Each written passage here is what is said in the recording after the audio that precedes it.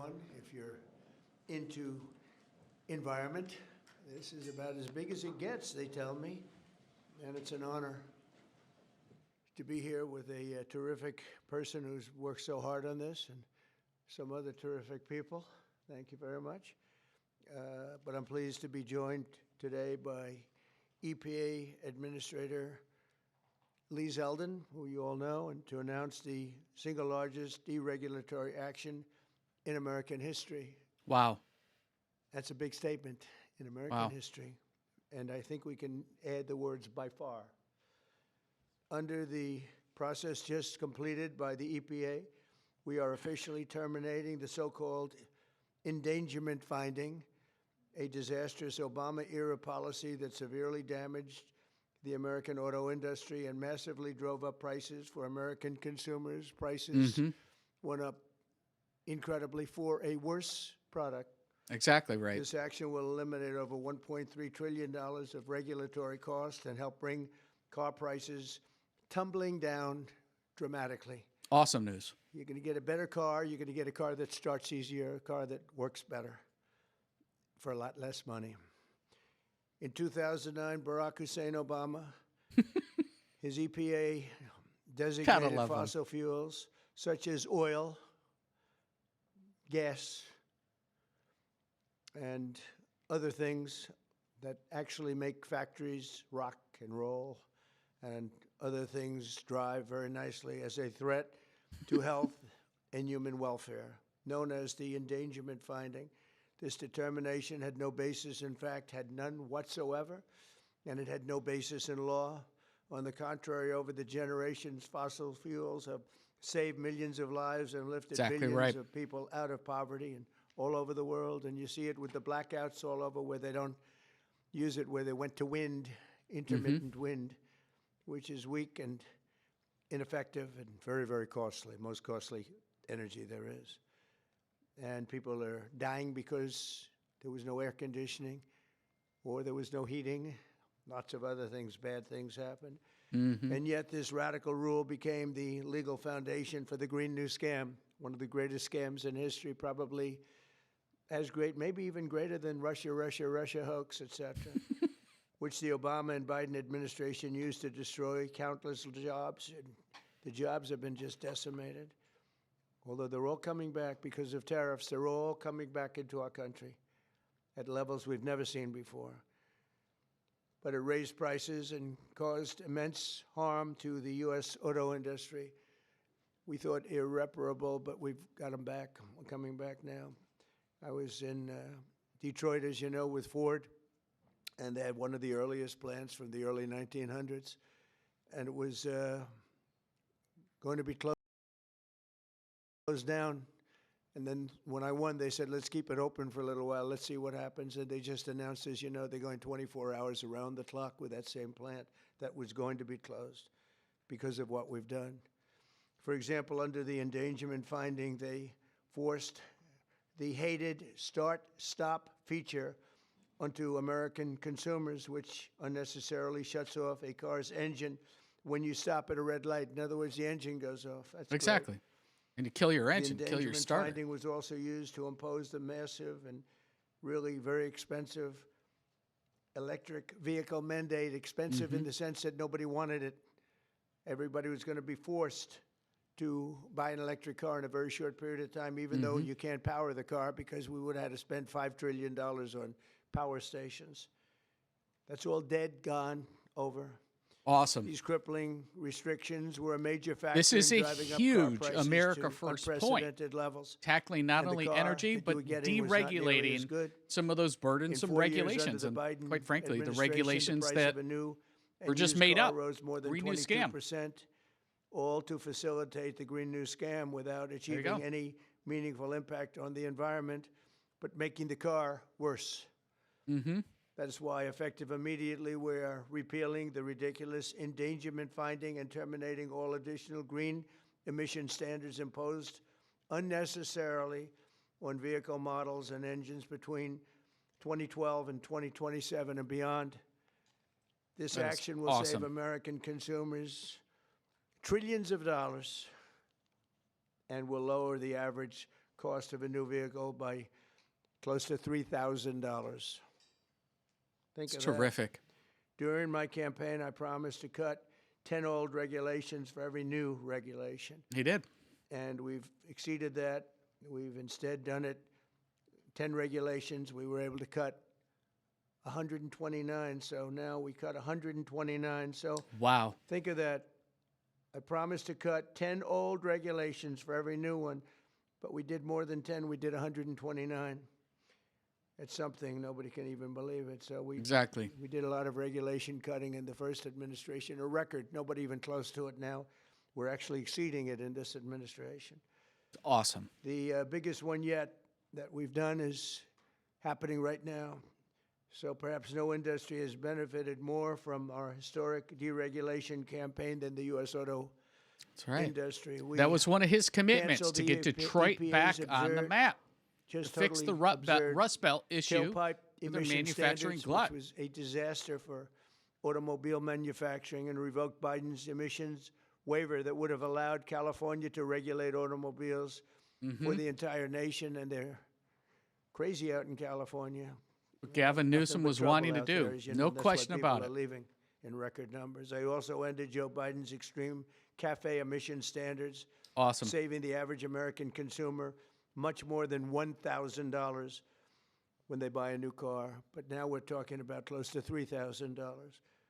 These regulation cuts, combined with our tax cuts and tariffs, are the reason why the world's largest automakers have announced that they're going to be spending in excess of $100 billion in the United States in the next very short period of time, building new auto plants.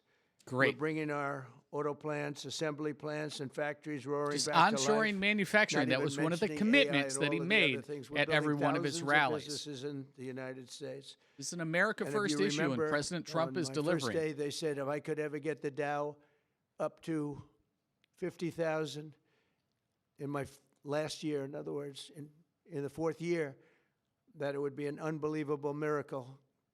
But don't worry about it, because it'll never happen, they said. And if I could get the S&P up to 7,000, they said in the fourth year, they said it will never happen. Let's not even talk about it. I have things. Let's not even waste our time talking about it. Well, at the very end of my first year, the Dow hit 50,000.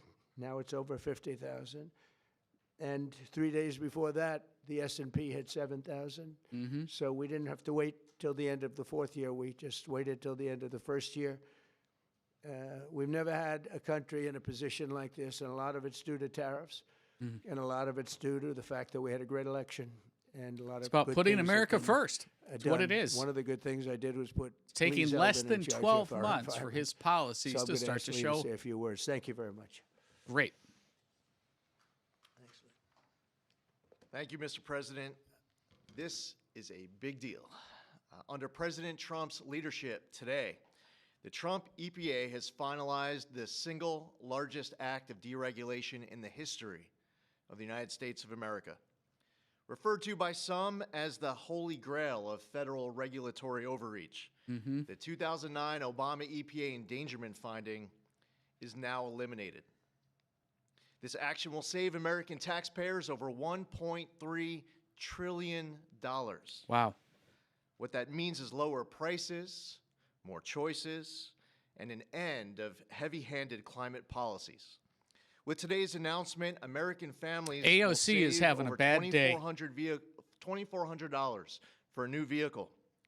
16 years ago, an ideological crusade within the Obama administration set off the most costly regulatory power grab our country has ever experienced.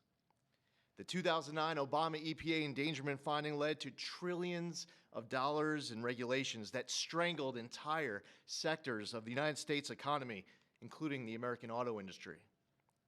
It claimed new powers over the vehicles we drive, even though the best reading of the Clean Air Act clearly states otherwise. The Obama and Biden administrations used it to steamroll into existence a left-wing wish list of costly climate policies, electric vehicle mandates, and other requirements that assaulted consumer choice and affordability. And who paid the biggest price? The consumer. Hardworking families. Mm-hmm. Small businesses. Millions of Americans who just want a reliable, affordable car to get to work, take their kids to school, or go to church on Sunday. The endangerment finding and the regulations that were based on it didn't just regulate emissions. It regulated and targeted the American dream. And now the endangerment finding is hereby eliminated, as well as all greenhouse gas emission standards that followed. The red tape has been cut. That's awesome. Manufacturers will no longer be burdened by measuring, compiling, or reporting greenhouse gas emissions for vehicles and engines. And the forced transition to electric vehicles is eliminated. It's gone. No longer will automakers be pressured to shift their fleets towards electric vehicles, vehicles that are still sitting unsold on dealer lots all across America. Mm-hmm. And as a cherry on top, we are ending the federal government's push to get manufacturers to install that Obama switch, the almost universally despised start-stop feature.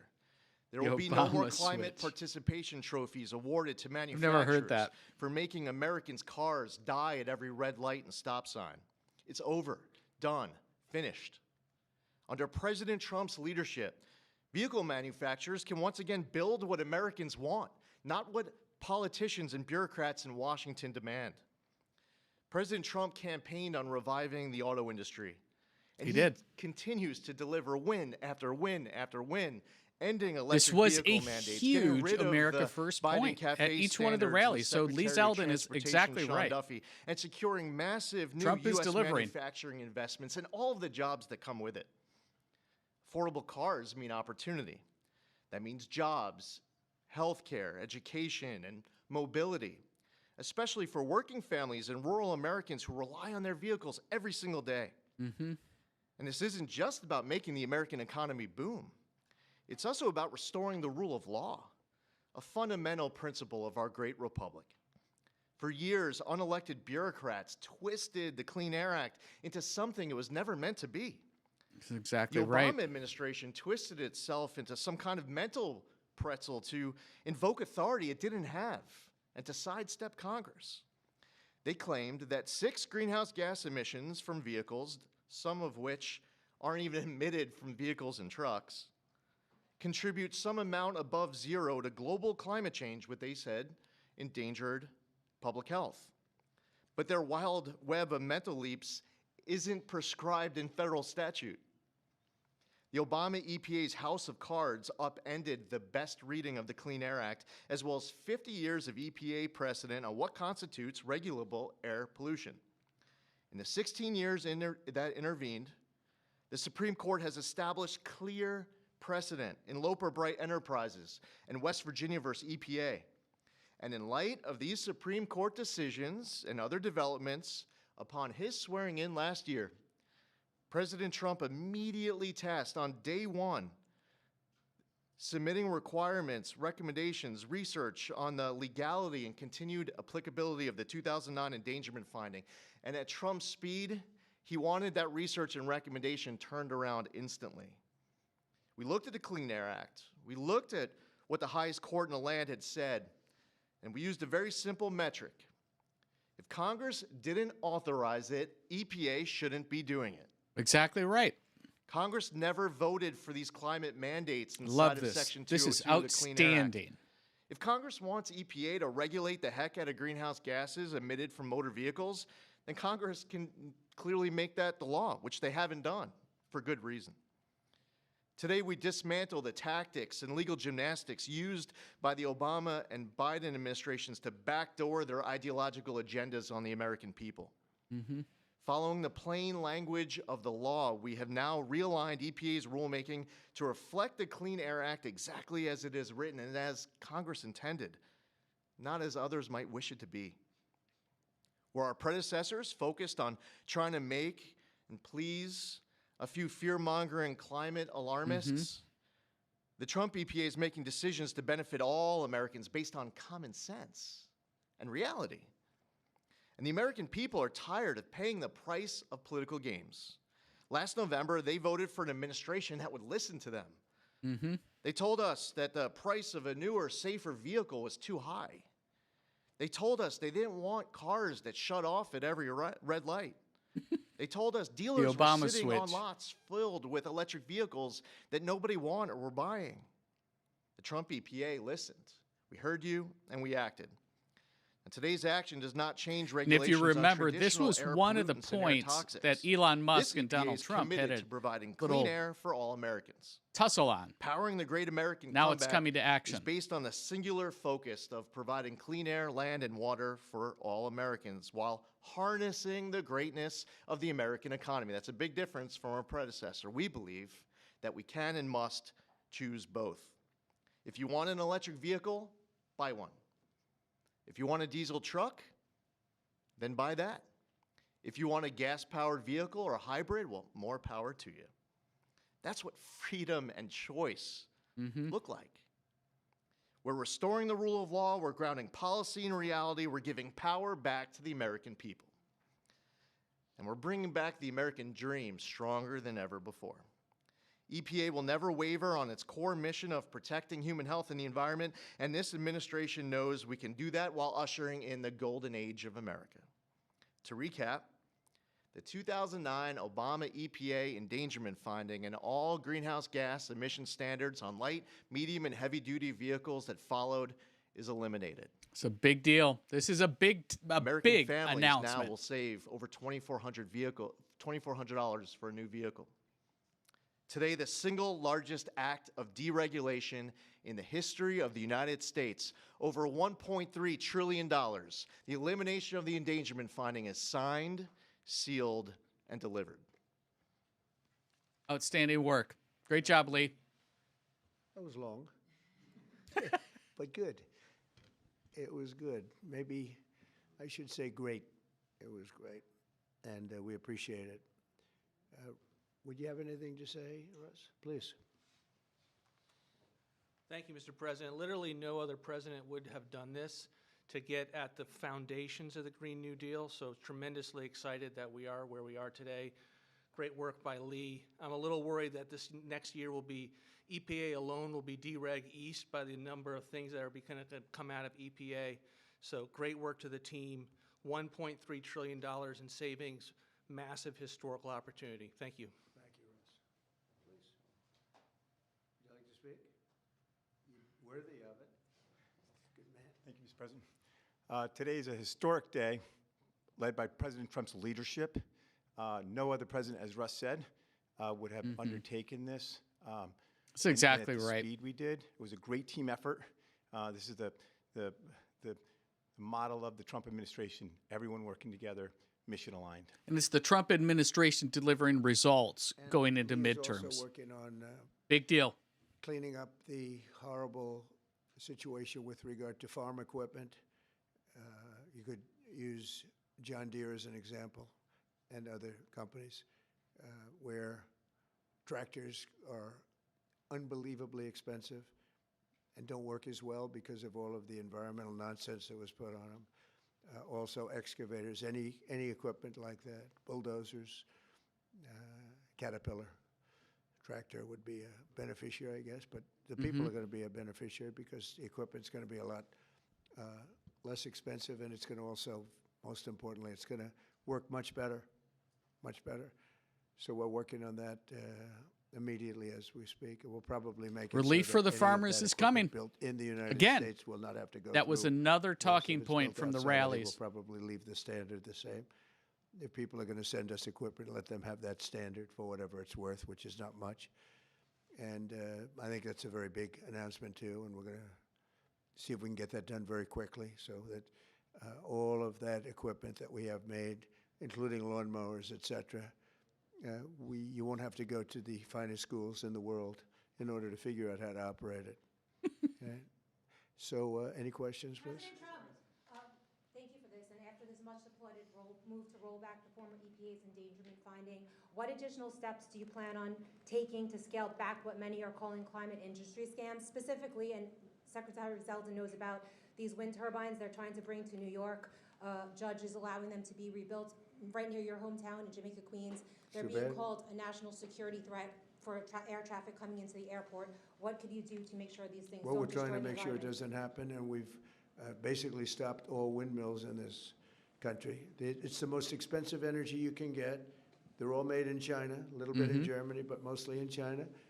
And we're putting them all over our fields and ruining the fields and killing the birds and all of this. And the environmentalists say they like them, but they really are a tremendous eyesore. They ruined. Europe has gone, as you know, Europe isn't even recognizable anymore. No. Between immigration and they're because toast. of, environmental things like the windmills, which are taking over. The people hate them. The energy is by far the most expensive. And we're fighting very hard to make sure that they don't get built. I hope we don't have one built during my administration. We inherited some contracts where they've gone down the line a little bit. We're trying to terminate them for a lot of different reasons. One of the reasons, as you had mentioned, it's endangerment for the military. It's also endangerment for airliners. So we're trying to take care of those situations now. They should have never been allowed in the first place. Mm. Yeah, please. Thank you so much for taking Sure. questions. What do you tell Americans who are concerned that the $1.3 trillion in savings does come at a cost to public health and the environment based on science? I tell them, don't worry about it because it has nothing to do with public health. This was all a scam, a giant scam. This was a ripoff of the country by Obama and Biden. And let's say Obama started it and got it rolling. And a terrible ripoff. They'll have more money to spend for health care if you look at it. Now they can go out and spend on something that's meaningful. And nobody's doing more for health care than the Republican Party. And that starts with the fact that prescription drugs are going to be coming down at numbers that nobody's ever seen before. They're falling. We were paying the highest prices in the world by far, sometimes by 10 times more than other countries. Now we're going to be paying whatever the lowest price is anywhere in the world. We're going to be paying that.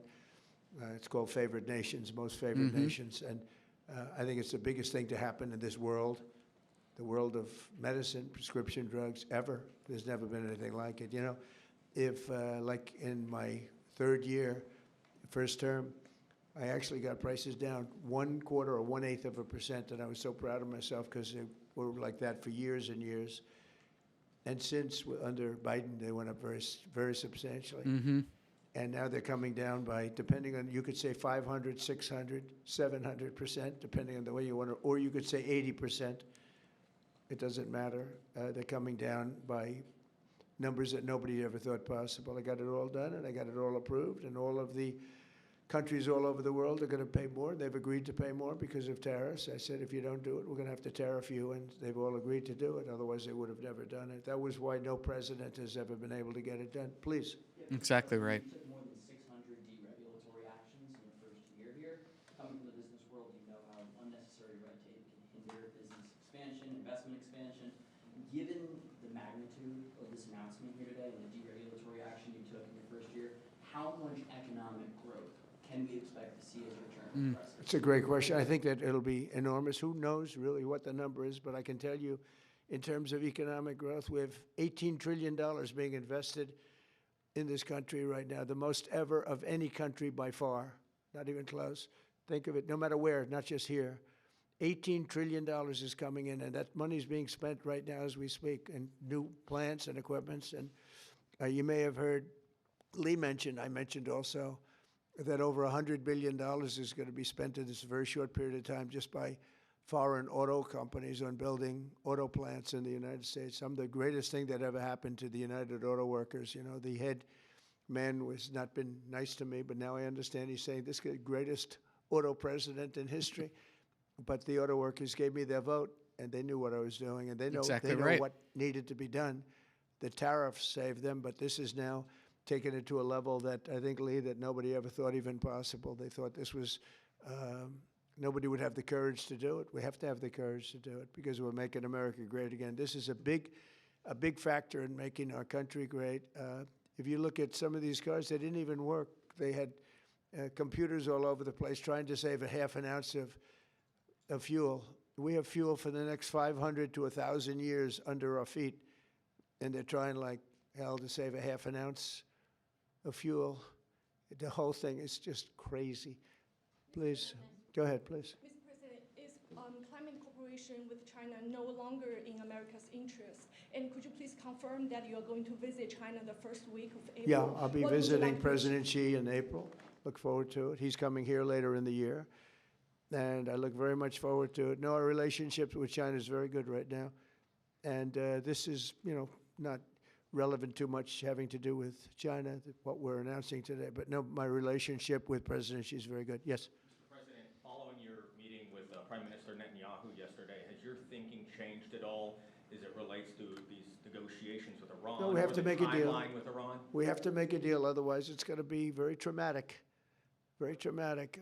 I don't want that to happen, but we have to make a deal. They should have made a deal the first time, and they got Midnight Hammer instead. And this will be very traumatic for Iran if they don't make a deal. Look, if they don't make a deal, then it'll be a different story. But we had a very good meeting yesterday with Bibi Netanyahu, and he understands, but it's ultimately up to me. If the deal isn't a very fair deal and a very good deal with Iran, then it's going to be, I think, a very difficult time for them in the back.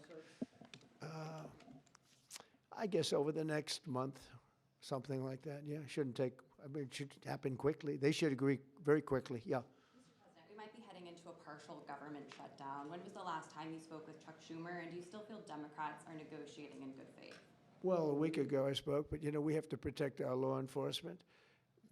Actually, the Supreme Court gave a ruling, or one of the courts gave a very big ruling on masks, that you have the right to use them, for personal protection if you want. So I don't know how that interjects. They want our law enforcement to be totally vulnerable and put them in a lot of danger. They have some things that are really very hard to approve, frankly. As you know, it's only pretend. We had various of the other bills, that's all done, but we're left with this one. We have to protect our law enforcement, very important. Please. Why does Prime Minister Netanyahu want you to stop negotiating with Iran? He is, you're saying stop entertaining, stop talking to them? Didn't say that, we didn't discuss that. I'll talk to them as long as I like, and we'll see if we can get a deal with them, and if we can't, we'll have to go to phase two. Phase two will be very tough for them. I'm not looking for that. Mr. President, there are currently 0 Israeli hostages left in Gaza because of you. Thank you for that. Thank you. And now that the war is ending in Gaza and Israel, I wanted to ask, do you believe Bibi bears any responsibility for the security failures that we saw on October 7th? Well, October 7th was a rough time, and I guess everybody's responsible. It's you to look, but it was a terrible attack. It was a sneak attack. It was as violent as unfortunately, I've seen some of the results at levels that probably even you, good reporter, but probably you haven't seen. It was a horrible thing that took place. People were surprised. It was a surprise attack. Nobody saw that coming. He didn't see it coming. Nobody else would have seen it coming if they were in his position, I don't believe. But I can tell you he's been a very good wartime prime minister. He's been very strong. We've worked with him very well. We had tremendous success with Iran and everything else we've done. And he really has been. He's been, extraordinary as far as a wartime prime minister. Not easy. And, you have a president that refuses to give him a pardon. I think that man should be ashamed of himself. A pardon over this trial that's going on. The president of Israel, the primary power he's got is the power to give pardons. And he's not, he said he's given it 5 different times, but he doesn't want to do it because I guess he loses his power. I think the people of Israel should really shame him. He's disgraceful for not giving it. He should give it. But Bibi's been a great wartime prime minister, and I've been the best friend to Israel I think that they've ever had. A lot of people say beyond presidents that they've ever had, and we will continue to be. Yes, ma'am. Mr. President, voter ID polls very well nationally. Even the majority of Democrat voters want it. Right. So why do you think Senate Democrats are resisting the SAVE Act, and what is your strategy and realistic pathway to getting the SAVE Act passed Gotta to break the ensure free and filibuster. fair elections for the next generation? It's such a great question. I appreciate it, actually, because it's called the Save America Act. We've changed the name. It's the Save America Act, and the Democrats are against it. I heard one of them say, we will stop the Save America Act. No, we're trying to save America. And it has to do with largely voting. And basically, it's got 3 very simple points. It's got voter ID, photo ID, but voter ID with a photo, right? It's got the confirmation of U.S. citizenship. You have to be a citizen. So you have a vote, you have an ID. That's about a 99% one. And I think 90% with Democrats. Then you have confirmation U.S. citizenship. That's about a 99% one with Republicans, about 86% with Democrats, except Democrat politicians. The Democrat voters are for this act. It's just their leadership has no mail-in gone ballots. Crazy. And there would be no mail-in ballots, very important. You know, we're the only country in the world that does a system like we do. We're the only country in the world that has mail-in ballots. The way we do this is unbelievable. It guarantees cheating. So it's no mail-in ballots with the exception of disability, illness, military, or if you're traveling, you can get an exemption. You know, if you happen to be out of the country for a good reason, you can have an exemption. So with exceptions, it's no mail-in ballots, and that will assure the security of our crooked elections. We have crooked elections, yeah. Mr. President, have you fired or disciplined that staffer who posted the video from your account that included the Obamas? No, I haven't. That was a video on, as you know, voter fraud, and fairly long video, and they had a little piece and had to do with the Lion King. It's been very well, it's been shown all over the place long before that was posted. But that was a very strong, and I'm sure you saw it, a very strong piece on voter fraud. And the piece that you're talking about was all over the place many times, I believe for years. Yeah, please.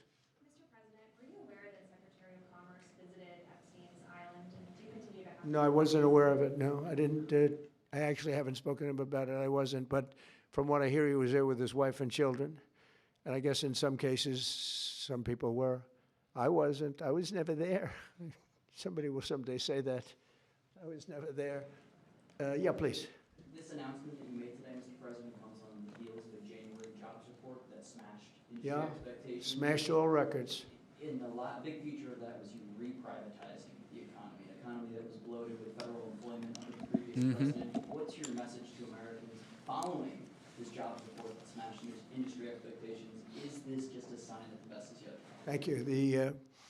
The jobs report's amazing in certain ways because we have tremendously fewer federal employees, way down. And now I could have left them and added to what we did, and we would have had almost 100% employment. I could have gotten a great kick out of the fact that we're 100% employed, but we got rid of tremendous numbers of federal workers, and they hated me for it. Now they love me because most of them have gotten jobs in the private sector for 2 and 3 times more money than they're being paid by the federal government. We had some jobs where you had 10 workers for one job.